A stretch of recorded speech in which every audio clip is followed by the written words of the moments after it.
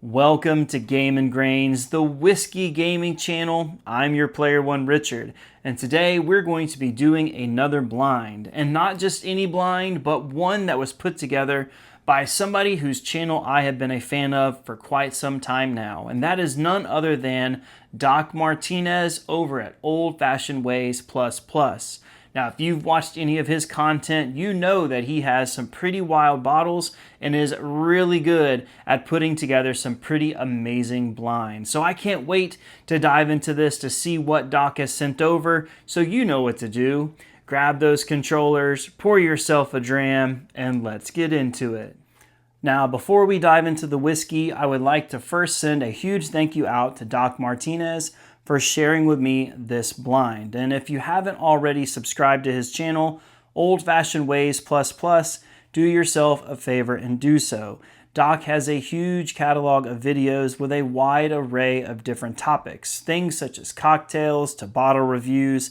He's doing a really cool barrel project right now, and he even several times a week does live streams where you get to just hang out with like-minded individuals, play games, participate in giveaways, and occasionally a fellow Whiskeytuber will join in. So if you are a whiskey nerd or whiskey enthusiast, I cannot recommend this channel enough. And I'll be sure to leave all of his information down in the description below so you can check out his channel.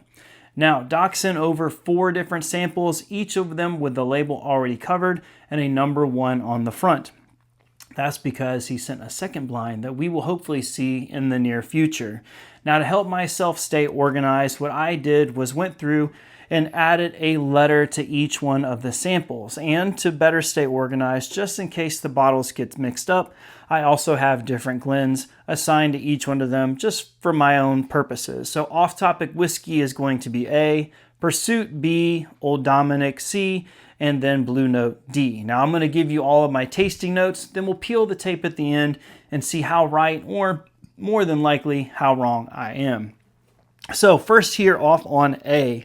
As I look at the appearance, the first thing that I notice is that the color is lighter than a couple of the other ones. In fact, if I had to place it with 1 being the top or the darkest and 4 being the lightest, this would probably be a 3. So on the nose, the first thing that I pick up is going to just be its bold aroma. It reminds me of a higher proof whiskey with that bold, rich flavor or aroma. The next thing that I pick up is going to be something that I would associate with a traditional rye. There's not a lot of sweetness there. There is a slight bit. So there is a slight funk that is there that I'm sure is probably coming off of the barrel. So in on the palate, cheers.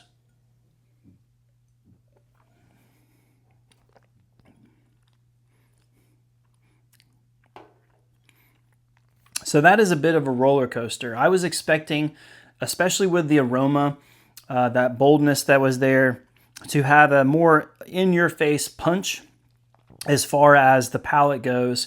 But this one's a little bit of a roller coaster. The first thing that I get is going to be those traditional rye notes. That slight funk is underlying. It does taper out rather quickly and then kind of just peaks just a little bit there towards the end. Not a lot of sweetness that is there. That funk is present. I am familiar with that. I know I've had something similar. I just can't place it. Let's see if I can pick up anything else after already trying the... So I'm definitely going to stick with a rye. But as far as the proof goes, I'm probably going to say it's not going to be at cask strength, much lower. I would say maybe around the 110-ish proof, but we'll have to see here in a minute. Now, I last time forgot water, got water today to cleanse the palate. All right, in on the second one. Now, as far as rich or deep color, again, on that same scale, this would probably be second. As far as the coloration goes. So I will go ahead and tell you that through correspondence with Doc, I shared some of the things that I was interested in knowing that he has, again, quite the wide array of bottles. And one of the things that I mentioned was, well, I'll disclose that at the end. So in on the nose, all right, I like this one a little bit better. This one still smells very similar to this, so definitely a rye. But there's a sweetness there that this one did not have. This one, the aroma was much bolder. This one is much more subtle. There's a slight sweetness, almost like a fruit, that is there. So in on the palate, cheers.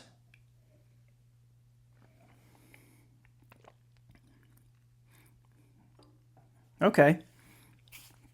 So not as intense as this one, but I think out of the two, this one's a little bit more enjoyable. That sweetness is there. In fact, as soon as I put it against my lips and the tip of my tongue, I got sweetness followed by those traditional rye notes. This one, though, also gives me, I'm going to say, some oak influence that is there. This one had a funk to it. This one had more barrel tannic notes that are there. We'll go in the nose and see if I can pick up anything else that maybe I couldn't before. Again, there's a fruit that is there. I want to say an apple, but that doesn't seem right. But definitely sweeter on the nose that's there. Now, just like with the first one, it is hitting the mid palate and is a bit drying. The finish did not last as long as this one. So as far as flavor goes, I would say that this one is my top one. It's still probably a lower proof. So and both of these I feel pretty confident are rye. So can't forget water. On to C. Now this is the lightest as far as color goes out of all of them. So I'm going to imagine that this has probably spent a little bit less time in the barrel, or is this in probably a lower point in the rick house. But in on the nose. Oh, this is heavenly. Lots of sweetness, lots of fruity notes there. Where I thought I was getting apple here, I feel like I'm getting like a tart apple. Still some of those rye notes. This one, a little bit more piney or eucalyptus. This is heavenly. All right, so in on the palate, cheers. Oh my. Tropical fruit, sweetness that is there, a bit of pininess on the back. I would say this is probably my favorite out of the lineup so far. Everything that I got on the nose, especially those fruit florally notes, was pleasantly there on the palate. As I'm talking, that sweetness is still kind of lingering on the tongue. It could just be maybe something that I ate today, but I do feel like it's still drying mid-palate, actually a little bit more forward on the tongue than these other two. But this one right here is amazing, whatever 3 is. Yeah, just Granny Smith apple.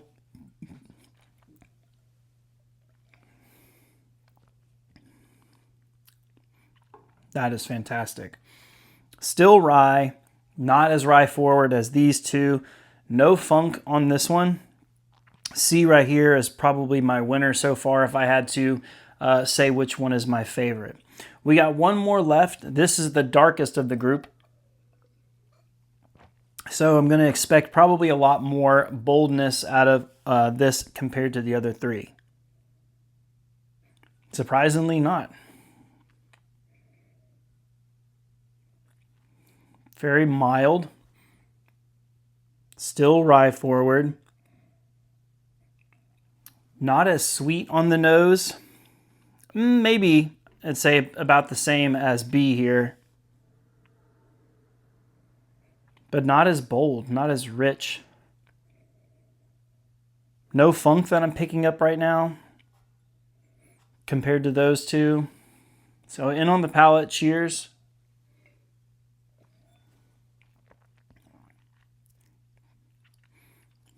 Okay, I will be honest with you. I expected more out of this. This is very just mild. Still, it's almost like if you took this one and then you kind of just maybe amped it up a little bit more. But I'm not 100% sure as far as that goes. So out of these, I'm going to say rye. I'm going to say Texas whiskey, and I'll tell you why in a little bit.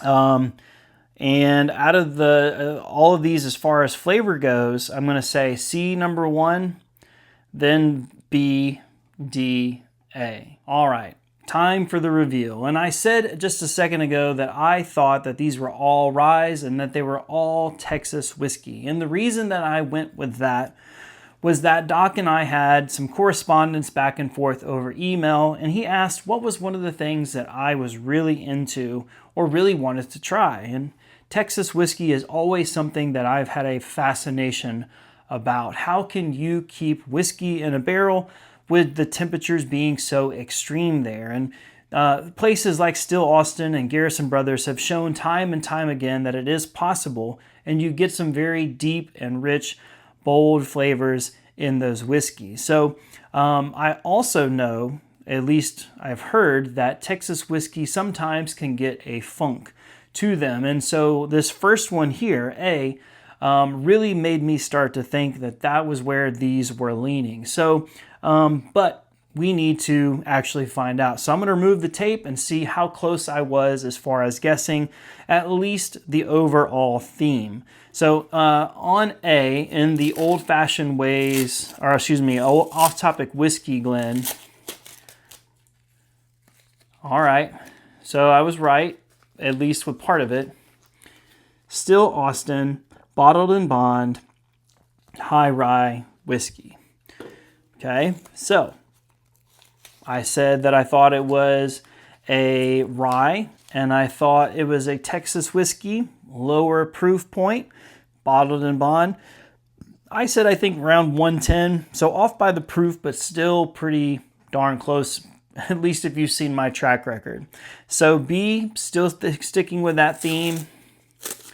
Uh-oh. Oh no. All right, well, not on par. This is Still Austin, bottled in bond, blue corn.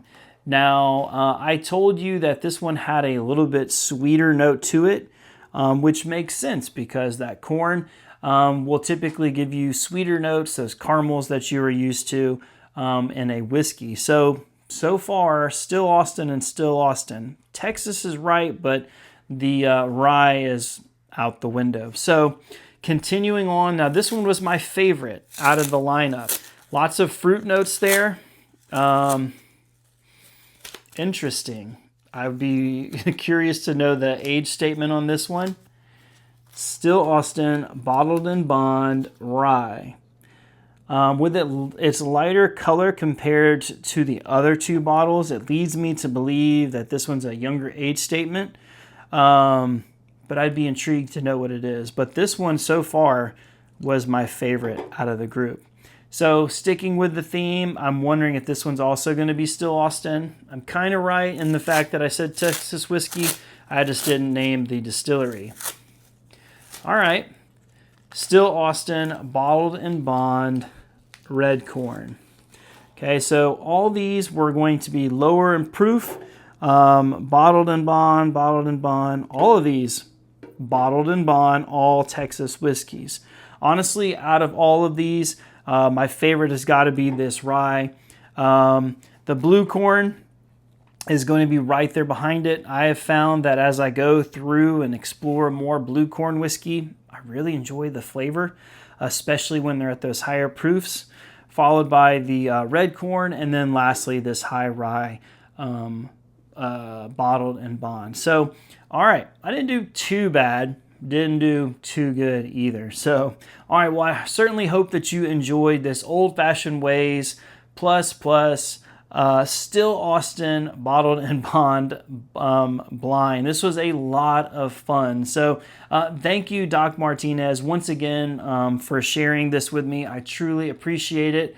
I have another one sitting back here that we'll get to later that I can't wait to share with you all in the future. All right, guys, as always, thank you for sticking until the end. I'm your favorite player one, Richard. Have a good one.